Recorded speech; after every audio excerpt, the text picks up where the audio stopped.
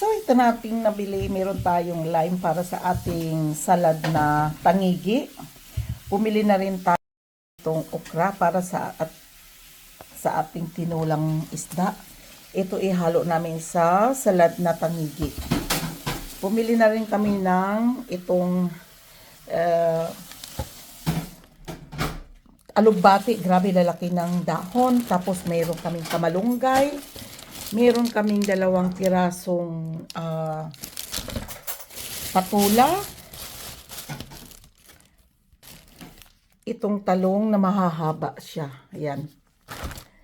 Tapos, bumili kami muna ng 1 kilong red rice kasi super bigat ang pagdadala. Ito yung gagamitin namin sa ingin namin ngayon para makain yan. Rice na red raw rice. So, ito na yung ating pipino. Aanuhin lang natin yung balat, itong cream sa ibabaw, tatanggalin natin.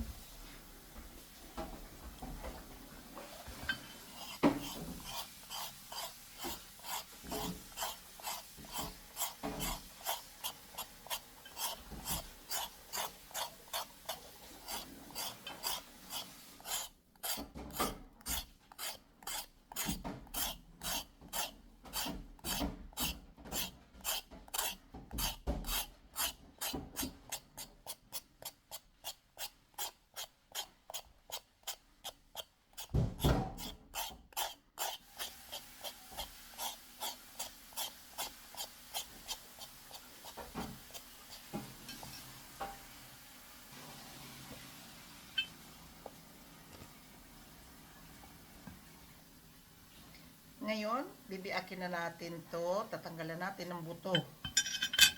Kailangan matanggal natin yung buto.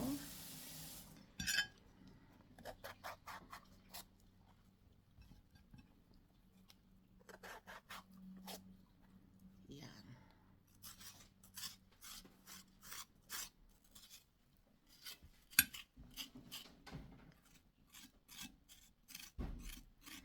Kailangan ganito.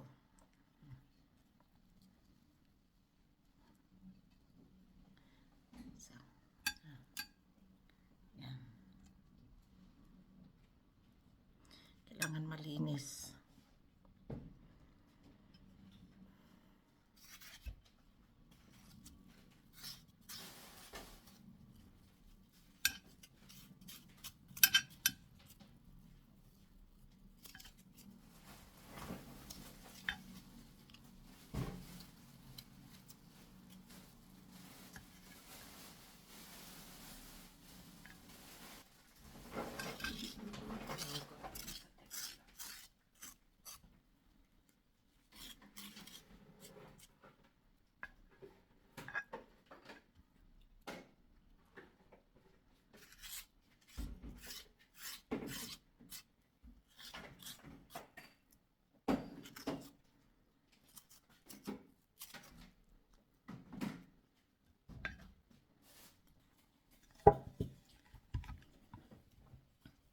Ngayon ay gagayatin natin siya ng pinong-pino.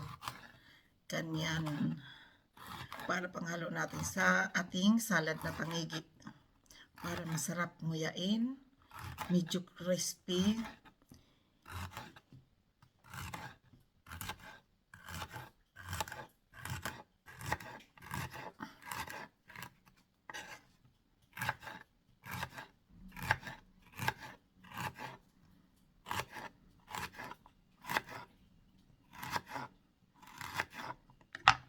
Ganito kalalaki. Yan.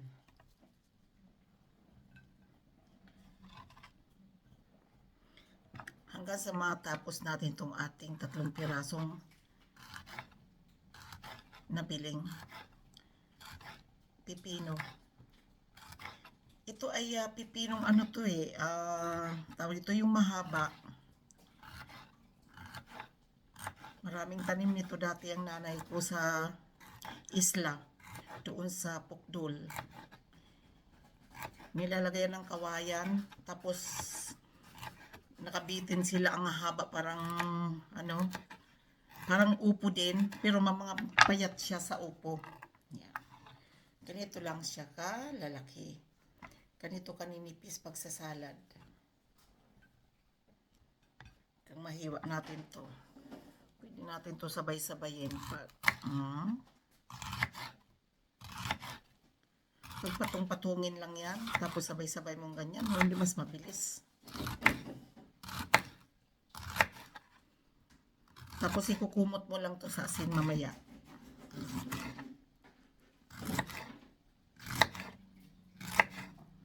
Yung nabili naming isda guys, ano yun?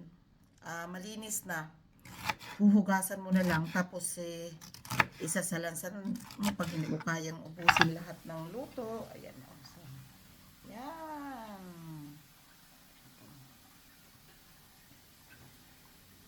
Madami din pala yung 3 piraso lang. Dami rin.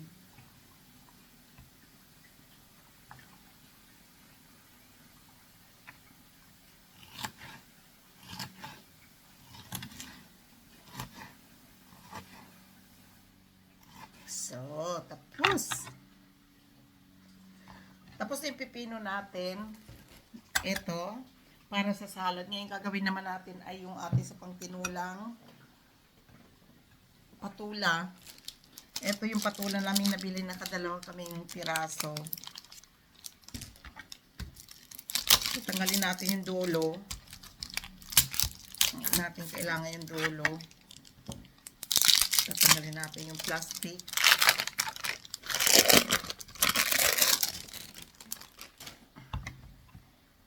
Putol-putulin natin ng ganito para hindi masyadong mahirap balatan. Yan.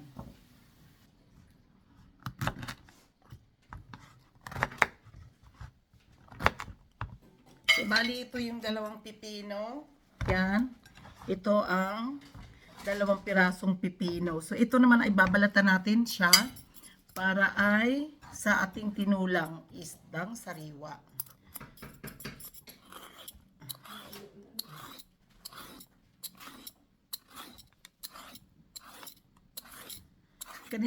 Ganito ang pangbalat nyo guys, huwag kutsilyo. Kasi pag kutsilyo, ubos na laman yan, wala nang matitira.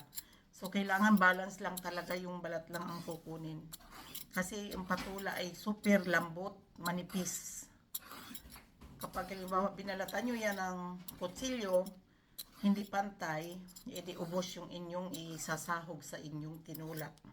Sarap ito sa alugbati, kasama ng alugbati. Lutong probinsya, Binisaya. Ito yung kaganapan natin ngayon dito sa bahay. Nagluluto-luto tayo, nagbabahay-bahayan. So, kailangan ganito. Makikita nyo, manipis lang. Basta makuha lang niya yung ganitong balat.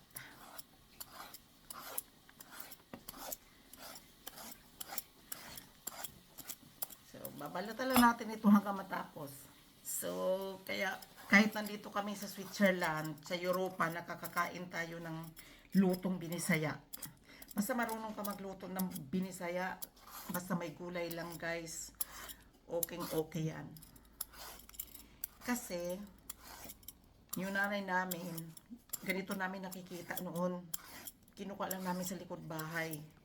Kasi sa likod bahay namin, puro tanim ang nanay ko, mahilig siya sa tanim ng gulay. Talagang asin mga bio, mga walang chemical, kasi healthy pag ganito ang kinakain natin. Hindi kami mahilig sa masyadong karni-karni. Mayroon din ditong karning nabibili, pero bihira lang talaga kami magluto ng karni. Ang mga hotdog nga dito sobrang lalaki, pero bihira din kami magluto niyan. Pag may ano lang talaga, pag nakakatuwaan lang na parang feel mo lang talaga kumain ng ganon, bibili kami. Tapos ginigrill, mga bratwurst dito kung tawagin, yung malalaking hotdogs. Pero ngayon dahil feeling ano tayo, native, so ito yung ating kakainin. Silver sweater na may dahon. Yeah. So, last na natin ito. At gagayatin na natin itong ating patula. Pang tinula. Masarap ito mamaya. Naamoy ko na.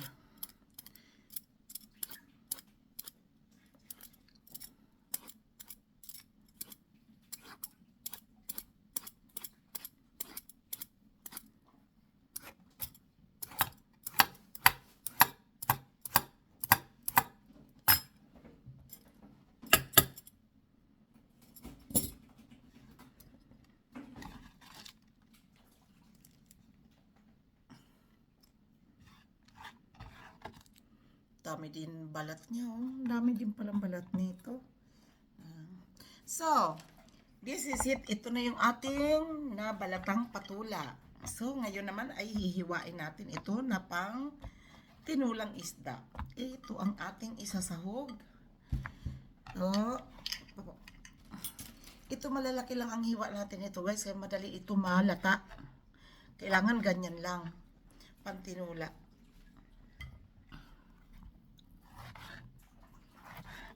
At saka ilalagay natin to last na. Mamaya. Kasi pag nilagay ito ng nagiging parang lugaw. Hindi na masarap.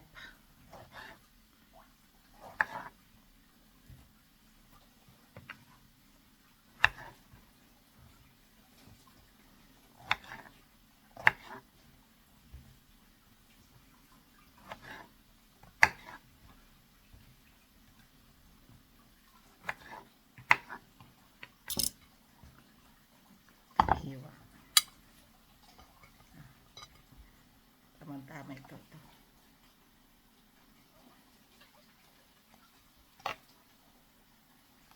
Ito yung kamalunggay namin nabili. Ang dami, guys, ng isang bag. Ano lang ito? 3 francs 50. Ilalagay naman namin ito sa ibang isda bukas. So, or next week. Magtitinula din kami. Kaya lang, hindi muna natin ito isasahog mamaya. Ito ang isasahog natin, guys. Ito, sa tinula, patula, at ito. At syempre, yung may dahong sibuyas. Ganda talaga ng pagkabalot nila. O, export talaga from Asia country. Tapos to Switzerland. Ito. Ang lalaki ng dahon, no? Talagang sariwang sariwa.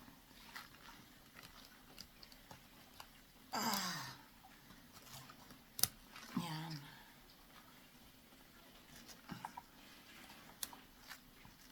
Ang elastiko, ang grabing sikip ng pagkatali. Ay, Ginoo. Ito naman mga kapalangga, ihihiwain na natin ito ng ganire lang. So, para panlagay natin sa tinulang isda. Magsasabaw nga tayo, kaya ganito. Kalalaki ng dahon, sobra. Hindi na natin puputulin kasi pag pinutuli, iba na. Yan. Ito, tatry kong ilagay sa tubig, baka tutubo, maitanim sa garden.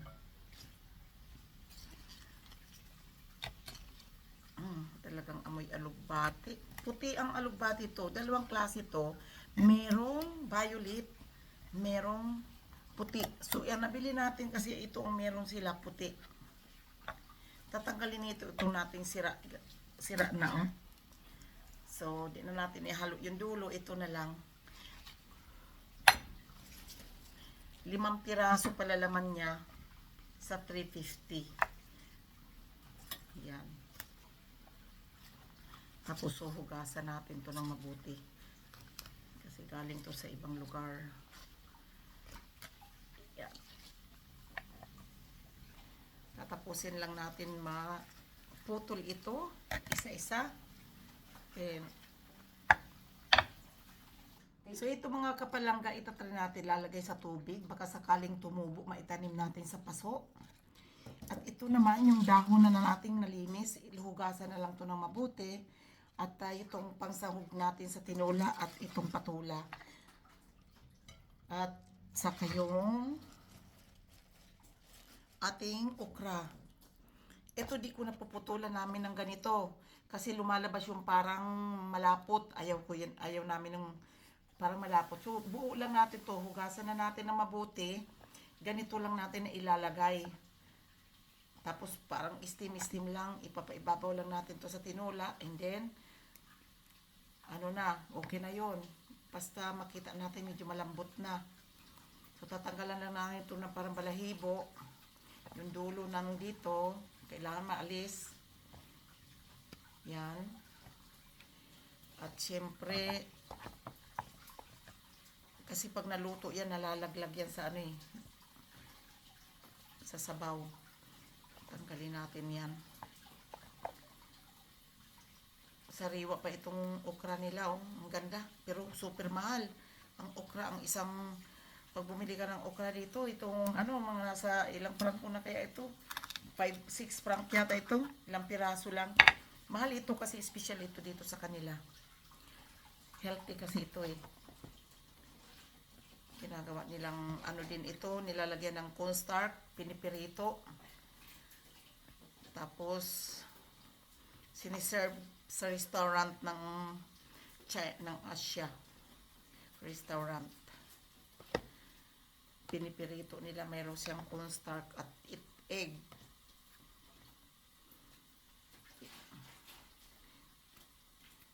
Ito dahil lutong Bisaya nga tayo, ihahalo natin tong okra.